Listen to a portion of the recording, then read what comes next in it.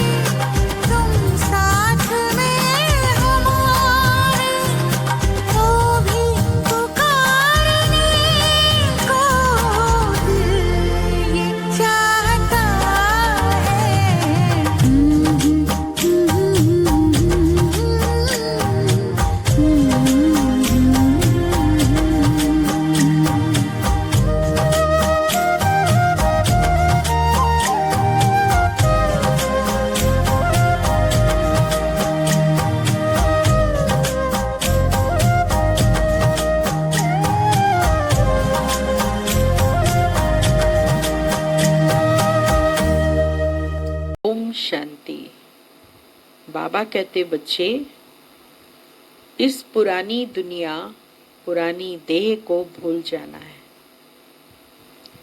और नई दुनिया को याद करना है, और उसके साथ साथ परमात्मा की स्मृति में हम बच्चों को रहने का पुरुषार्थ करना है।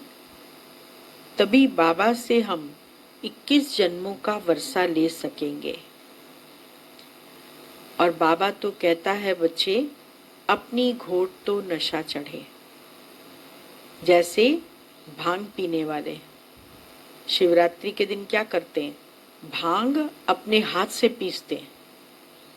तो जब अपने हाथ से पीसते हैं तो क्यों पीसते हैं? क्योंकि वो कहते हैं कि जब खुद पीसेंगे तो उसका नशा ज़्यादा चढ़ता है।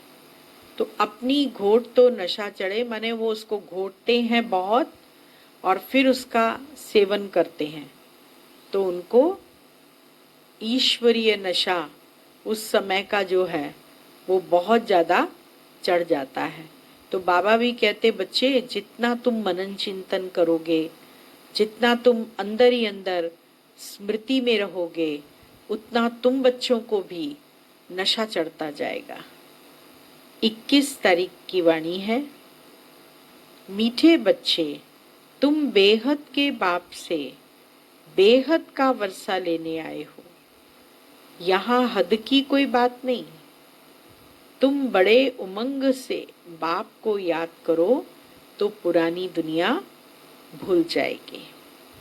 प्रश्न है, कौन सी एक बात तुम्हें बार बार अपने से घोट कर पक्की करनी चाहिए? उत्तर है, हम आत्मा हैं, हम परमात्मा बाप से वर्षा ले रहे हैं। आत्माएं हैं बच्चे, परमात्मा है बाप। अभी बच्चे और बाप का मेला हुआ है। यह बात बार बार घोट घोट कर पक्की करो कि मैं आत्मा हूँ, परमात्मा पिता की संतान हूँ, इस शरीर के द्वारा कर्म करती हूँ और ज्योति बिंदु परमात्मा की स्मृति में रहने का मुझे पुरुषार्थ करना है। जितना हम आत्म अभिमानी बनते जाएंगे उतना हमारा देह का अभिमान छूटता जाएगा। यह बात बार बार घोट घोट कर पक्की करो। जितना आत्म अभिमानी बनते जाएंगे देह अभिमान मिट जाएगा। गीत बजा है, जो पिया के साथ है। ओम शांति। बच्चे जानते हैं कि हम बाबा के साथ बैठे हुए हैं। यह है बड़े ते बड़ा बाबा, सबका बाबा है। बाबा आया हुआ है, बाप से क्या मिलता है? यह तो सवाल ही नहीं उठता। बाप से मिलता ही है वर्षा। यह है सबका बेहद का बाप, जिससे बेहद का सुख, बेहद की प्रॉपर्टी मिलती है। वह है हद की मिल्कियत। कोई के पास 1000, कोई के पास 5000 होगी, कोई के पास 10, 20, 50 करोड़, अरब होंगे। अब वह तो सब है लौकिक बाबाएं और हद के बच्चे। यहाँ तुम बच्चे समझते हो हम बेहद के बाप पास आए हैं, बेहद की प्रॉपर्टी लेने। दिल में आश तो रहती है ना, सिवाय स्कूल के और सत्संग आदि में कोई आश नहीं रहती। कहेंगे शांति मिले, वह तो मिल नहीं सकती। यहाँ तुम बच्चे समझते हो हम आए हैं विश्व नई दुनिया का मालिक बनने। नहीं तो यहाँ क्यों आए? बच्चे कितनी वृद्धि को पाते रहते हैं। कहते हैं बाबा हम तो विश्व का मालिक बनने आए हैं, हद की कोई बात है नहीं। बाबा आपसे हम बेहद स्वर्ग का वर्षा लेने आए हैं। क्यों आए हो भाई यहाँ? हम बेहद का वर्षा लेने बाबा से आए हैं। कल्प कल्प हम बाप से वर्षा लेते हैं। हर कल्प में हम बाबा से ये स्वर्ग का वर्षा लेते हैं, परंतु माया बिल्ली छीन लेती है। इसीलिए इसको हार जीत का खेल कहा जाता है। बाप बैठ बच्चों को समझाते हैं। बच्चे भी नंबरवार समझते हैं। यह कोई साधु संत नहीं है। जैसे तुमको कपड़े पड़े हैं वैसे इनको पड़े हैं। यह तो बाबा है ना। कोई पूछेंगे किसके पास जाते हो, किसके पास जाते हो? हाँ, कहेंगे हम बाप दादा के पास जाते हैं। यह तो फैमिली हो गई। क्यों जाते, क्या लेने जाते, यह तो और कोई समझ न सके, कह न सके कि हम बाप दादा के पास जाते हैं। वर्षा उनसे मिलता है। दादे की प्रॉपर्टी के सब हकदार हैं। शिव बाबा के अविनाशी बच्चे आत्माएं तो हो ही, फिर प्रजापिता ब्रह्मा के बनने से उनके पोत्रे पोत्रियां हो गए। अभी तुम जानते हो हम आत्मा हैं।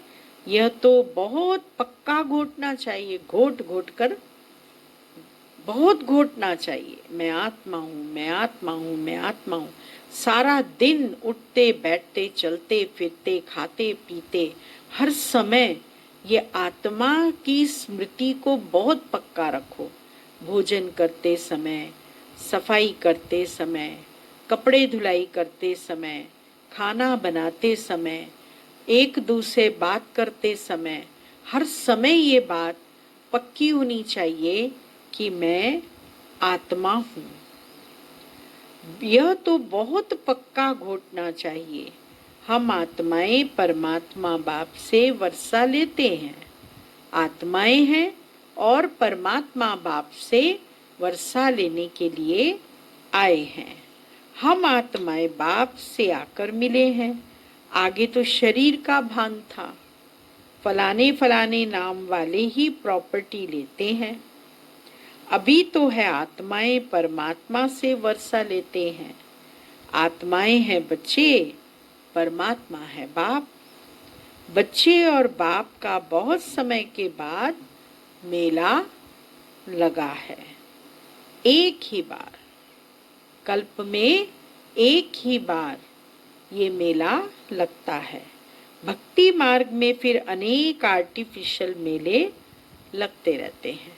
और इसका यादगार है, भक्ति मार्ग के अंदर कहीं कुंभ मेला लग रहा है, कहीं अर्ध कुंभी लग रही है, कहीं कार्तिक मेला लग रहा है, कहीं कौन सा मेला, मेले ही मेले लगते रहते हैं। यह है सबसे वंडरफुल मेला। आत्माएं परमात्मा अलग रहे बहुकाल। सुंदर मेला जब लगा, जब सतगुरु मिला दलाल। जब परमात्मा स्वयं आकर मिलता है तब वो बहुत सुंदर मेला कहलाता है।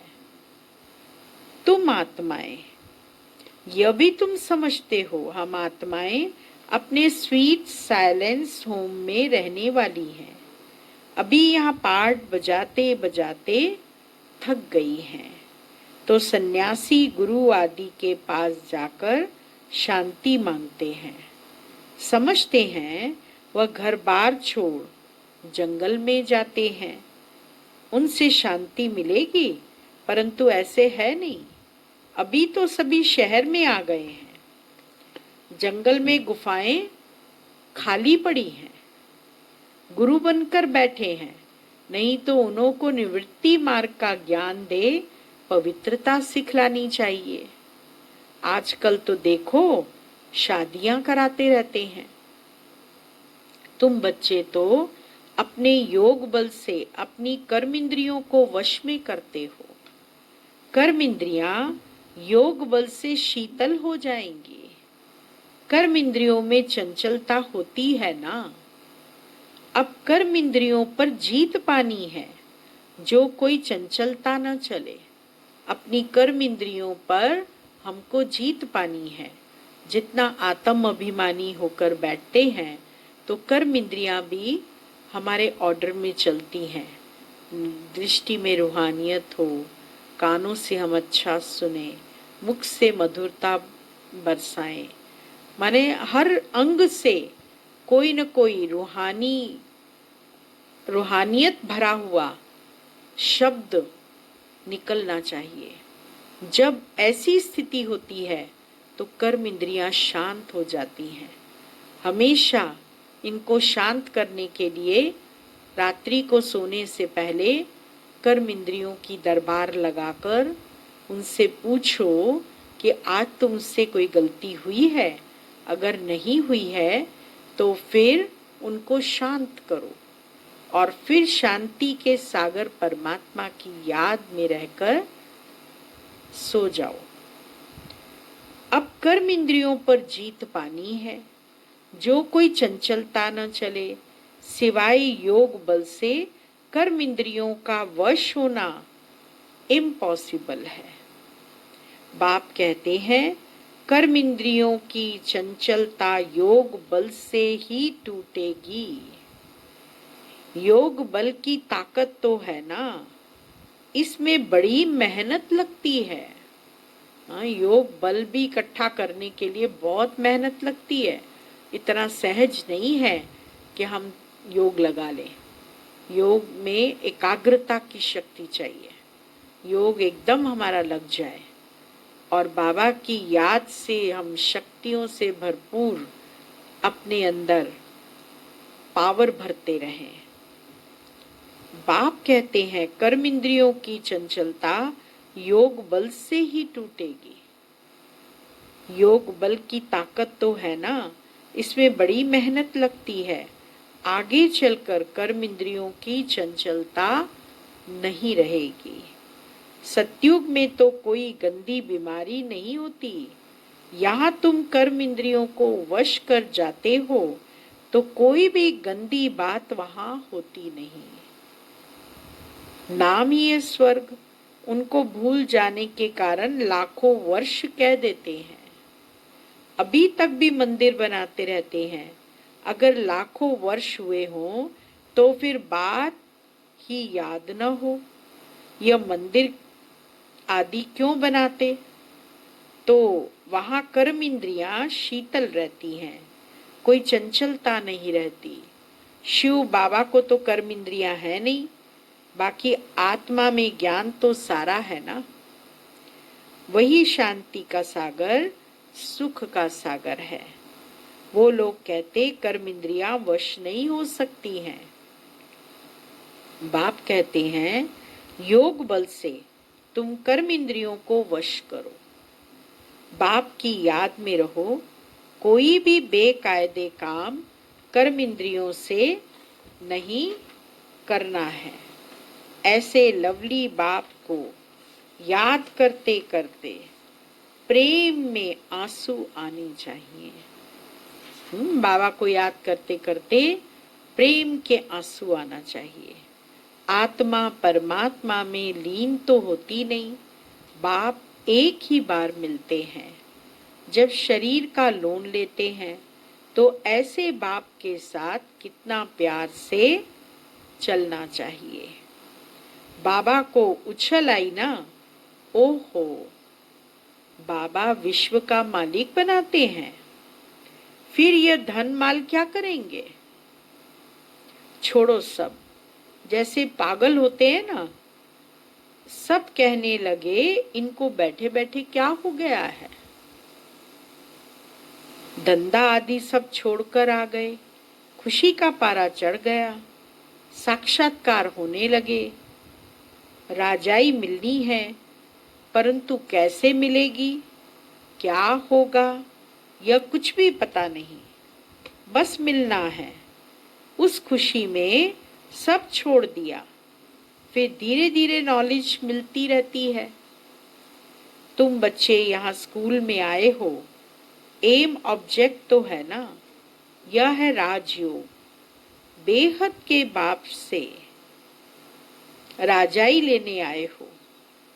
बच्चे जानते हैं हम उनसे पढ़ते हैं। जिसको याद करते थे कि बाबा आकर हमारे दुख हरो, सुख दो। बच्चियां कहती हैं हमको कृष्ण जैसा बच्चा मिले। अरे वह तो बैकुंठ में मिलेगा ना। कृष्ण बैकुंठ का है, उनको तुम झुलाते हो तो उन जैसा बच्चा तो बैकुंठ में ही मिलेगा ना। अभी तुम बैकुंठ की बादशाही लेने आए हो, वहां जरूर प्रिंस प्रिंसेस ही मिलेंगे। पवित्र बच्चा मिले यह आश भी पूरी होती है। यूं तो प्रिंस प्रिंसेस यहाँ भी बहुत हैं, परंतु नरकवासी हैं। तुम चाहते हो स्वर्गवासी को। पढ़ाई तो बहुत सहज है। बाबा कहते हैं तुमने बहुत भक्ति की है, धक्के खाए हैं। तुम कितना खुशी से तीर्थों आदि पर जाते हो, अमरनाथ पर जाते हैं, कितना पैदल करते हैं अमरनाथ पर। कहीं बर्फ गिर रही, कहीं बारिश हो रही, ऐसे में भी चलते जाते। समझते हैं शंकर ने पार्वती को अमर कथा सुनाई। अमरनाथ की सच्ची कथा तुम अभी सुनते हो। यह तो बाप बैठ तुमको सुनाते हैं। तुम आए हो बाप के पास, जानते हो यह भाग्यशाली रथ है, इसने यह लोन पर लिया है। हम शिव बाबा के पास जाते हैं, उनकी ही श्रीमत पर चलेंगे। कुछ भी पूछना हो तो बाबा से पूछ सकते हो। कहते हैं बाबा हम बोल नहीं सकते, यह तो तुम पुरुषार्थ करो। इसमें बाबा क्या कर सकते हैं।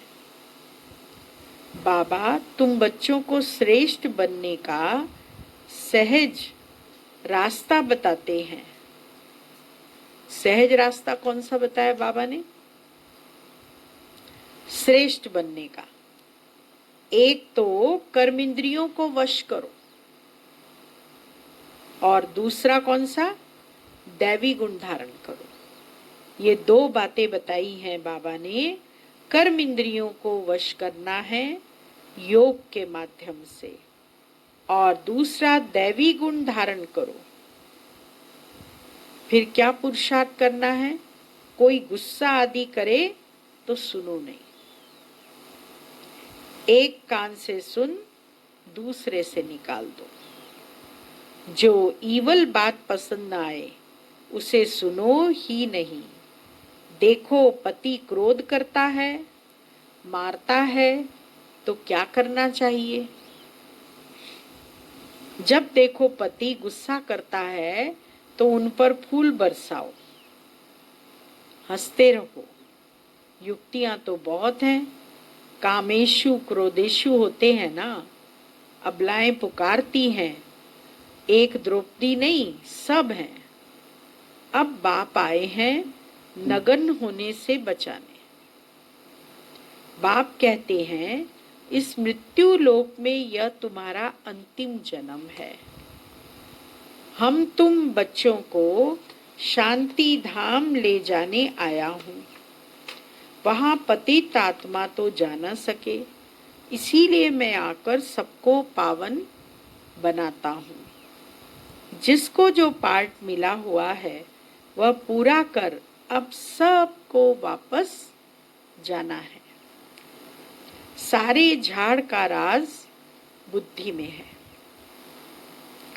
बाकी झाड़ के पत्ते थोड़ी ही कोई गिनती कर सकते हैं।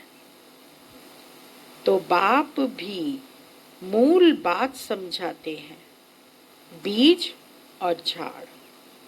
बाकी मनुष्य तो ढेर हैं, एक एक के अंदर को थोड़े ही बैठ जानेंगे। मनुष्य समझते हैं भगवान तो अंतर्यामी है, हर एक के अंदर की बातों को जानते हैं। यह सब है अंधश्रद्धा।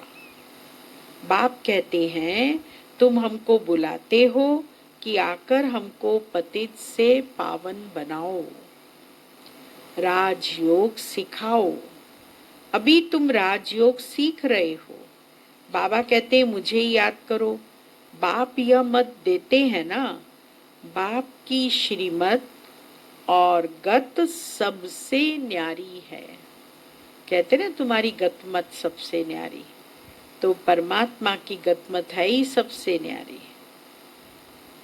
मत यानी राय, जिससे हमारी सद्गति होती है, वही एक बाप हमारी सद्गति करने वाला है, दूसरा न कोई। इस समय ही बुलाते हैं, सतयुग में तो बुलाते नहीं।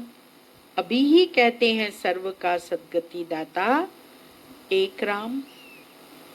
जब माला फेरते हैं तो फेरते फेरते जब फूल आता है तो उनको राम के आंखों पर लगाते हैं।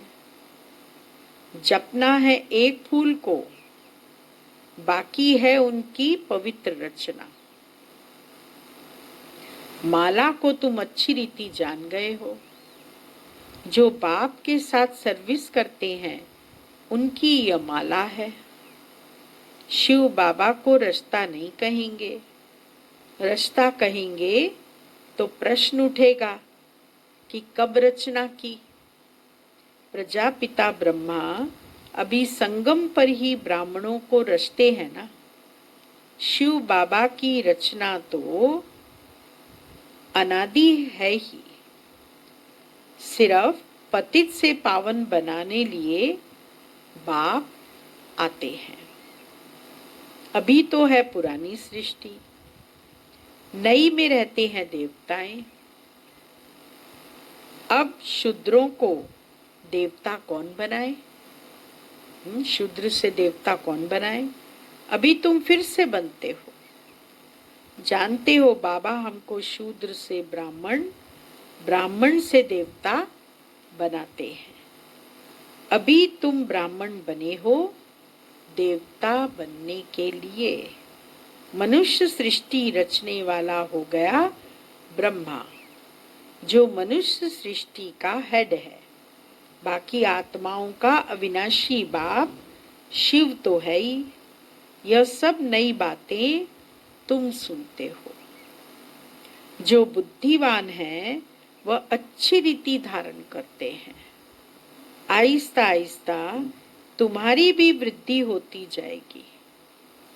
अभी तुम बच्चों को स्मृति आई है, हम असुर देवता थे, फिर 84 जन्म कैसे लेते हैं, सब राज तुम जानते हो। जास्ती बातों में जाने की दरकार ही नहीं है।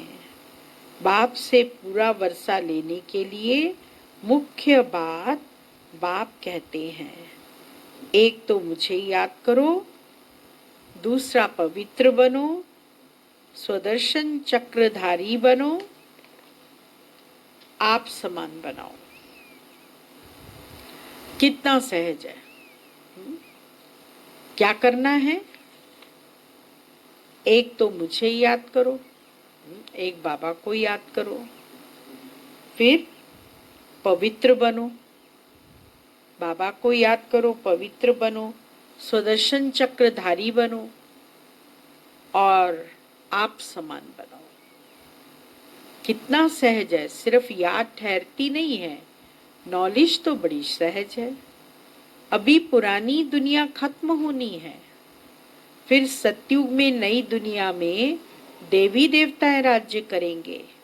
इस दुनिया में पुराने ते पुराने यह देवताओं के चित्र हैं, वह इन्हों के महल आदि हैं।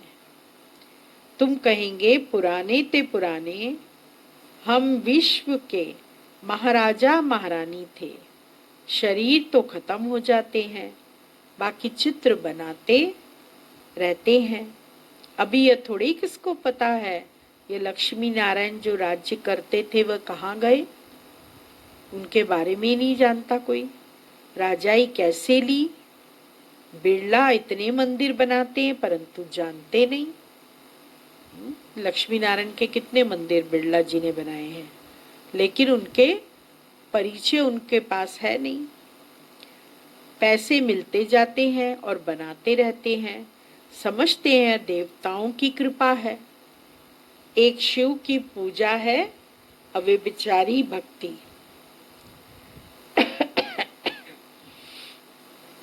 ज्ञान देने वाला तो ज्ञान सागर एक ही है, बाकी है भक्ति मार्ग। ज्ञान से आधा कल्प सद्गति होती है, फिर भक्ति की दरकार नहीं रहती। ज्ञान, भक्ति, वैराग्य।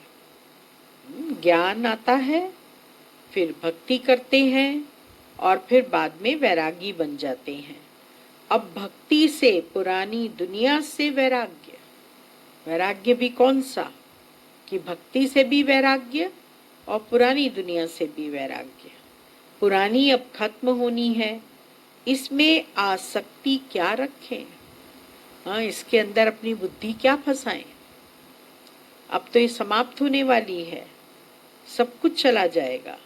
अब तो नाटक पूरा होता है, हम जाते हैं घर, वह खुशी रहती है। कई समझते हैं मोक्ष पाना तो अच्छा है, फिर आएंगे नहीं। मोक्ष मिल गया तो दोबारा जन्म नहीं लेंगे।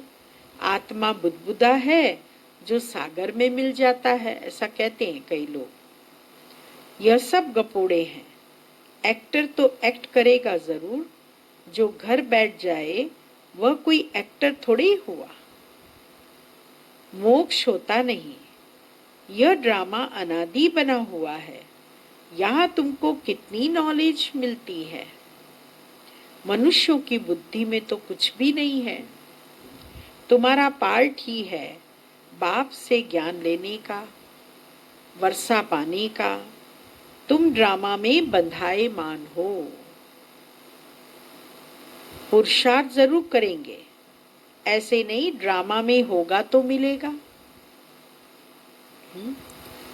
ऐसा नहीं होता ड्रामा में हुआ तो मिलेगा, फिर तो बैठ जाओ। लेकिन कर्म बिगर कोई रह नहीं सकता, कर्म तो करना पड़ेगा। कर्म संन्यास हो ही नहीं सकता, कर्मों का संन्यास कभी नहीं हो सकता। अच्छा, मीठे मीठे सिकिलदे बच्चों प्रति मात पिता बाप दादा का याद प्यार और गुड मॉर्निंग।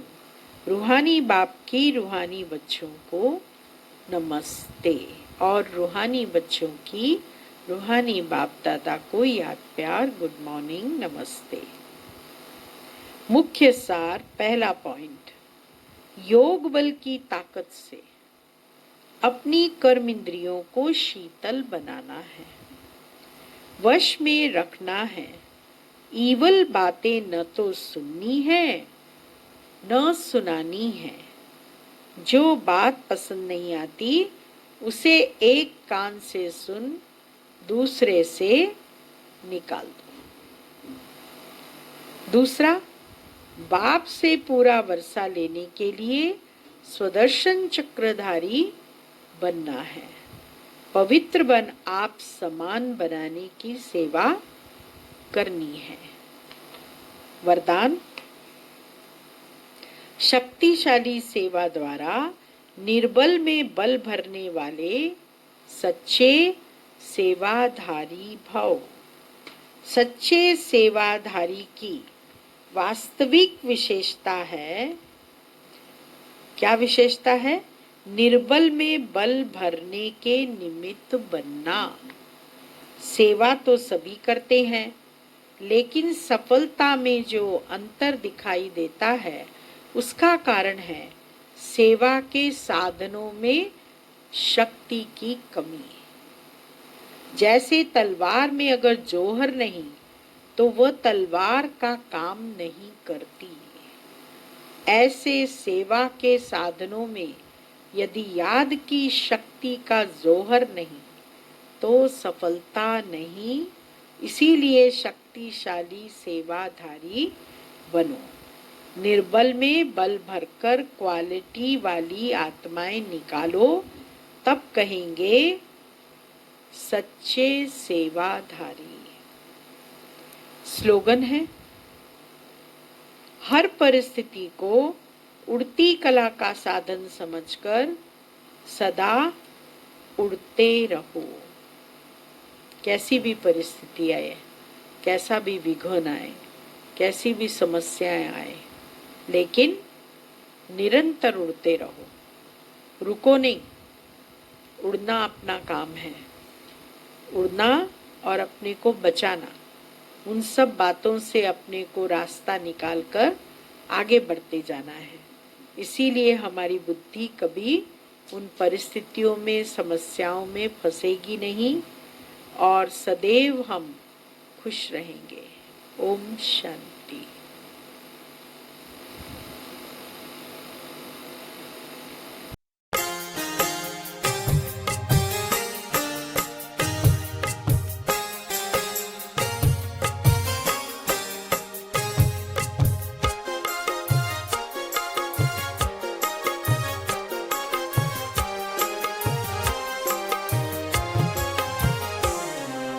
मस्तक सिंहासन पे हम आत्माएं, राजन बने और शासन चलाएं।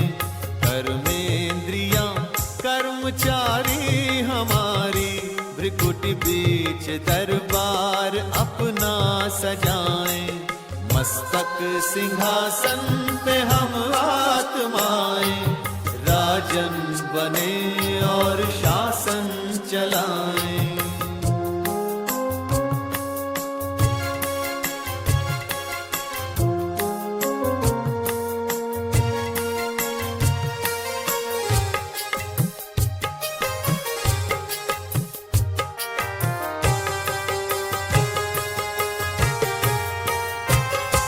करे मंत्रणा मिलके मन मंत्री से, समाचार पूछे सजग संतरी से।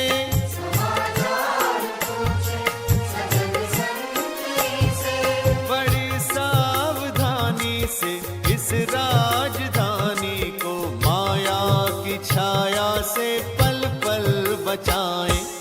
मस्तक सिंहासन पे हम आत्माएं, राजन बने और शासन चलाएं। कर्मेंद्रियां कर्मचारी हमारी, त्रिकुटी बीच दरबार अपना सजाएं।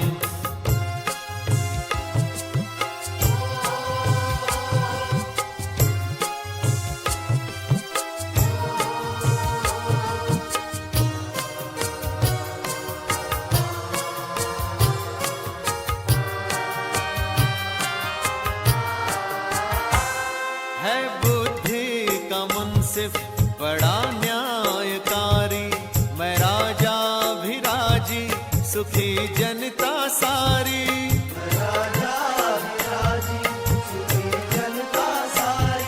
सुसंस्कारों की जो सेना सजग हो, तो दुर्गुण के दुश्मन से धोखा न खाए। मस्तक सिंहासन पे हम आत्माएं, राजन बने और शासन चलाएं। कर्मेंद्रियां कर्मचारी हमारी, त्रिकुटी बीच दरबार अपना सजाएं।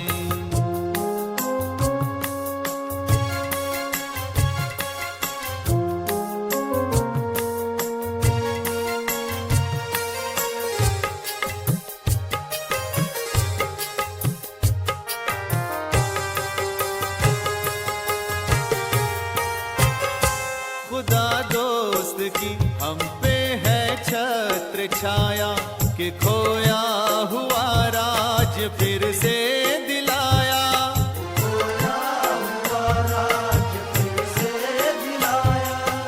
उपकार उसने किए हम पे इतने, कि आभार धरती गगन मिल के गाएं।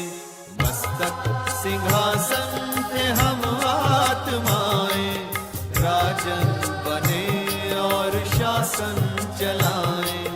कर्मेंद्रियां कर्मचारी हमारी, भ्रिकुटी बीच दरबार अपना सजाएं।